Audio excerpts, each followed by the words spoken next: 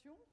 Et je vais inviter à me rejoindre notre ami Jean-Marc Barbier du FCBA pour vous présenter un projet sur lequel il est en train de travailler, Habitat Connect, où on va voir justement cette notion de maison connectée de demain et sa notion de données personnelles. Jean-Marc. Merci. Je suppose que c'est la petite flèche rouge, blanche, la verte. D'accord. Bien, bonjour à toutes et à tous. Pour ceux qui ne me connaîtraient pas, j'ai le plaisir de travailler à l'Institut technologique FCBA et j'ai en charge l'animation d'une équipe qui vous accompagne dans vos démarches d'innovation. Alors, je vais vous présenter, en fait, vous faire découvrir, vous donner aussi envie à découvrir, puisque je vous ferai une invitation en fin de présentation, un travail collaboratif qu'on a réalisé avec 16 entreprises, 16 partenaires. Pour certaines de ces entreprises, elles sont dans la salle et elles pourront intervenir si elles le souhaitent. Alors, le sujet sur lequel, le nom du sujet sur lequel nous avons travaillé, nous appelons ce programme Habitat Connect, et puis on a une intention, créer un espace de vie. Alors connecté, vous allez voir, je vais développer un petit peu, mais pour plus de confort. Alors un peu comme ce matin, pour planter le décor, sans nostalgie, c'est simplement pour dire qu'il y a un certain nombre d'objets qui ne sont pas si vieux que ça, la télévision, le Walkman, le téléphone portable, la télécommande. Est-ce qu'on pourrait aujourd'hui imaginer de nous passer de tous ces objets? Et ces objets, en fait, ils nous ont amenés à imaginer des nouveaux modes de vie, parce qu'avant la télévision, il n'y avait pas de fauteuil. Il n'y avait pas de raison d'avoir des fauteuils, en fait, il y avait une table et des chaises. Donc ces produits, ces objets technologiques ont modifié nos modes de vie et nous ont amenés à imaginer un certain nombre de nouveaux produits. Donc, deux exemples, donc là, effectivement la télévision et puis les espaces télévision, les lits articulés également qui permettent de remplir un certain nombre de fonctions. Et puis, alors, ce matin, ça a déjà été largement évoqué, mais de nouveaux objets. Alors, des objets connectés, mais d'une façon plus large, le numérique arrive, sont déjà arrivés ou arrivent régulièrement. Et, je dirais, pour planter un peu le décor, pourrons-nous nous en passer? Et vous allez voir que nous avons réfléchi sur ces éléments-là. Alors, je vais aller relativement vite sur ces paramètres parce que ça a été évoqué ce matin. Mais bon, nous connaissons effectivement déjà beaucoup d'objets numériques ou connectés, donc les ordinateurs, les télévisions, les mobiles, qui sont nativement communicants. Et de plus en plus, on a une myriade de produits qui intègrent ces notions de produits communicants. Alors on va pouvoir faire parler tout un tas d'objets, les ponts, les routes, les canalisations, les maisons, les voitures, des conteneurs, bien sûr, des meubles. Mais ce qui est surtout extrêmement intéressant, c'est qu'au-delà d'être des objets communicants, ces objets vont pouvoir communiquer entre eux pour pouvoir jouer un certain nombre de scènes de vie. Et dans notre démarche, vous allez voir que ce sont des éléments relativement importants. Là aussi, quelques chiffres très très rapidement parce que ça a été évoqué, mais bon, c'est un marché, le marché des objets connectés en chiffre d'affaires est un marché considérable. McKinsey estime qu'en 2025, l'économie mondiale pourrait s'élever à plus de 11 000 milliards de dollars. C'est extrêmement important. Et cette valeur, elle sera créée de plusieurs façons. Et ce qui nous a plus particulièrement intéressé, c'est la création de nouvelles activités, de nouveaux produits, de nouveaux services. Alors en nombre également, différents chiffres ont été donnés ce matin, je crois qu'on est assez en cohérence, mais le nombre d'objets à l'heure actuelle est extrêmement important déjà, puisqu'on estime à 15 milliards d'objets contre 4 milliards il y a seulement quelques années, donc en 2010, avec des projections donc en 2020 également sur des chiffres très très importants. Différentes études ont été menées, notamment la Post et OpinionWay, qui ont réalisé une étude en octobre 2016 sur les attentes des Français par rapport à ces objets connectés. Et vous voyez, j'ai choisi ces slides parce qu'elles mettent en évidence qu'il y a une grosse attente concernant les services à la personne, concernant le quotidien et la maison, et bien entendu le bien-être qui est déjà pas mal traité par pas mal d'objets, beaucoup d'objets.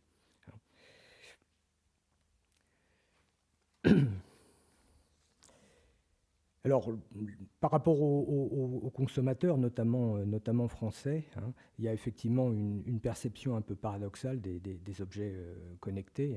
80% considèrent encore que ces objets sont des gadgets, hein, mais beaucoup considèrent également que c'est l'avenir. Et là, encore une fois, l'avenir, notamment pour tout ce qui est notion de service. Alors, c'est un petit peu le décor général sur lequel on est parti. Et comme je vous disais, 16 partenaires industriels se sont regroupés, alors vous voyez les noms ici, sur un programme. Nous avons démarré, certains diraient depuis déjà très longtemps, mais on a démarré ce travail depuis près de 2 ans, hein, pour, vous allez le voir, une présentation de toutes ces innovations très très prochainement. Je vais vous le présenter tout à l'heure.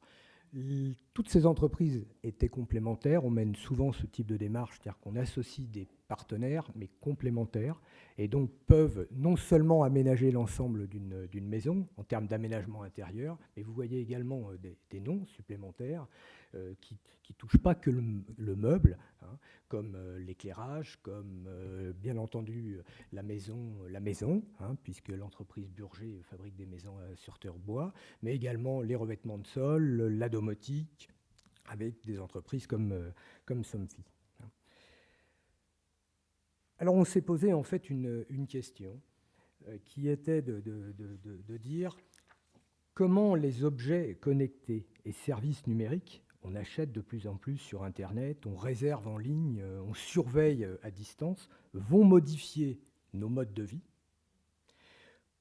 Donc la livraison à domicile, les colocations, le Airbnb. Hein. Et donc, compte tenu de ces modifications de mode de vie, quel aménagement, quelle architecture intérieure, quel type de produit nous pouvons imaginer pour remplir effectivement ces différentes fonctions. Donc notre propos, notre sujet n'était pas forcément de développer des meubles connectés ou des objets connectés, en partie, mais était surtout de dire ces objets connectés, si je prends l'exemple de la livraison à domicile, lorsqu'on n'est pas là, comment on pourrait imaginer, je dirais, une entrée, des SaaS qui permettrait, sans qu'on soit présent, de pouvoir se faire livrer à domicile un objet, et donc quel aménagement on pourrait donc imaginer pour répondre à ce besoin. Alors pour aller un peu à l'essentiel, bon, je l'ai un petit peu dit tout à l'heure, effectivement, chaque partenaire industriel est au départ spécialisé dans un domaine. Hein, donc je ne vais pas tous les citer, mais WM88 pour la partie cuisine et salle de bain, Eurosite pour la partie siège, mais au départ plutôt siège de bureau, et vous allez le voir, l'activité professionnelle à domicile les intéresse, tout ce qui touche les menuiseries intérieures avec Rigini, fournisseur de composants, Bloom, éclairage, SFL, L1 avec du mobilier, Célio avec toute la partie chambre, GFL et la partie literie, et Optimum sur la partie placard. Donc complété, comme je le disais, par d'autres acteurs supplémentaires, soit de l'aménagement de la maison, soit qui ont un intérêt par rapport à ces sujets. Et puis, bien entendu, autour de tous ces produits, je dirais la boîte qui est la maison, et donc l'entreprise Burger, notamment avec son concept de maison à ossature bois. On a accompagné cette entreprise en utilisant la démarche qui vous a déjà été présentée, hein, qui est une démarche, je dirais, originale, qui a été développée par FCBA. Nous, on l'appelle le parcours innovation, hein, mais on fait en fait un travail collaboratif. On accompagne les entreprises pour innover par l'analyse des usages. Comment les usages futurs probables vont permettre d'imaginer un certain nombre de nouveaux concepts. Donc on est passé par un certain nombre de phases. Je ne rentre pas dans les détails, je vais les illustrer un petit peu tout à l'heure.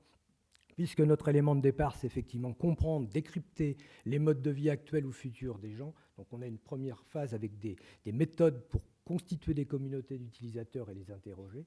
Et en fait, l'ensemble de cette matière que nous avons récoltée nous sert, à travers un certain nombre de séances de brainstorming et de créativité, d'imaginer un certain nombre de concepts produits.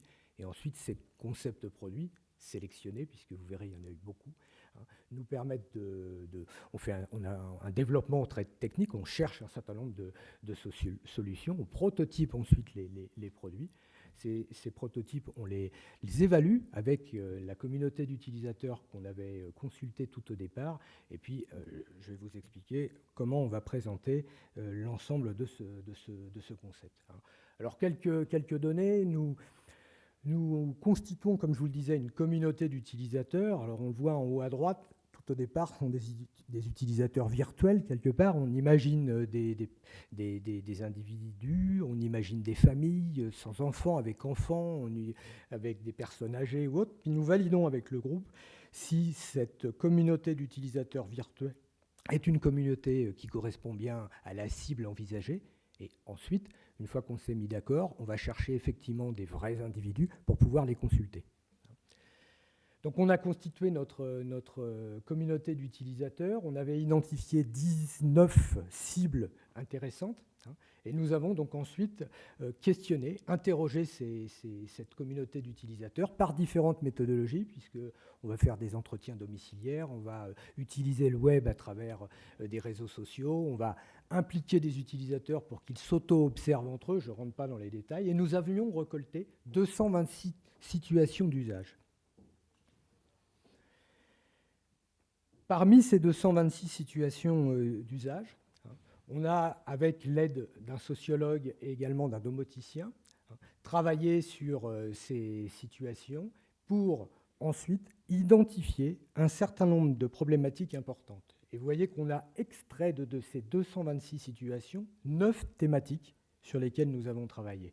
Donc, travail à domicile, gestion des présences, sécurité, santé, préparer les repas. Donc on n'a pas seulement travaillé sur le besoin d'un objet connecté ou pas connecté, mais comment répondre à une thématique générale qui intéresse les utilisateurs.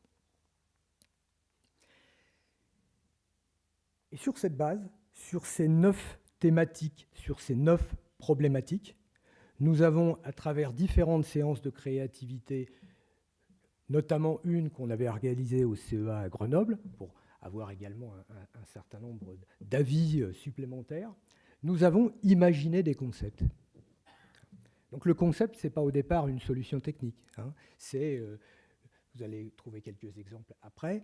Donc on a imaginé 62 concepts, donc il y a une profusion de concepts qui ont ensuite été triés, sélectionnés, parce qu'on n'allait pas développer toutes ces possibilités, et nous avons présélectionné avec le groupe sur différents paramètres, la possibilité de répondre à court terme, l'intérêt pour les sociétés. Nous avons présélectionné 23 concepts.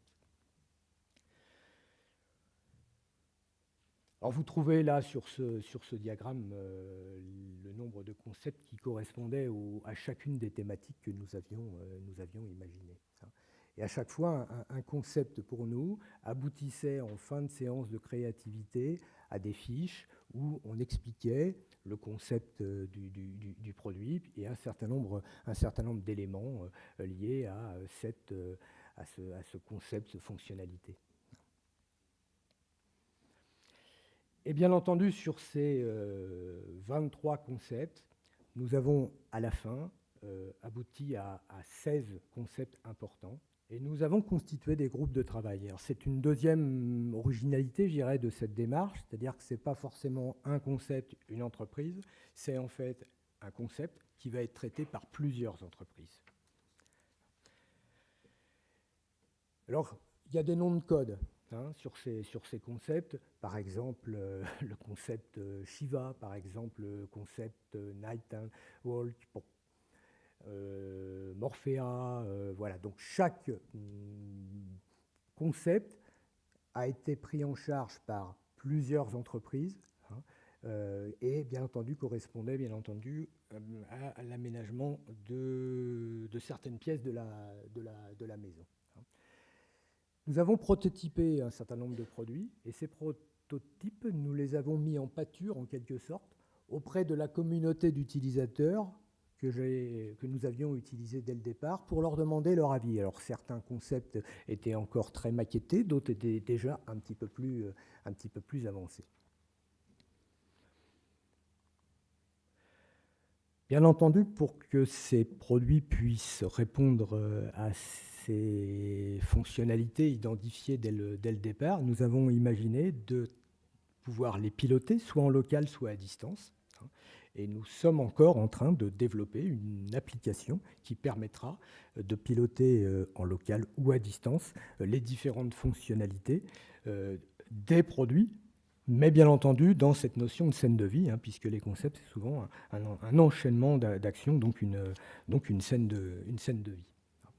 Voilà. Et nous avons un partenaire, dont je l'évoquais tout à l'heure, la société Burger. La société Burger fait des maisons à Saturbois, qui s'appelle BOA, et qui va héberger l'ensemble de notre projet.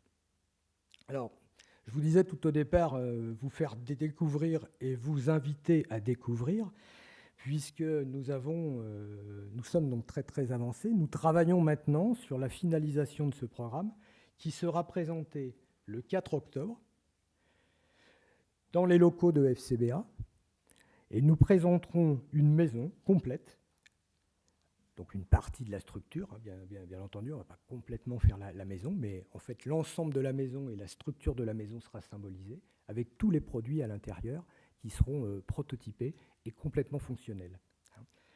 Donc, nous gardons un peu, puisque c'est le choix du groupe, on ne va pas aujourd'hui vous donner tous les détails au niveau des concepts et des solutions techniques qui ont été trouvées, mais l'idée est de vous donner envie et de vous donner envie de venir les découvrir le 4 octobre.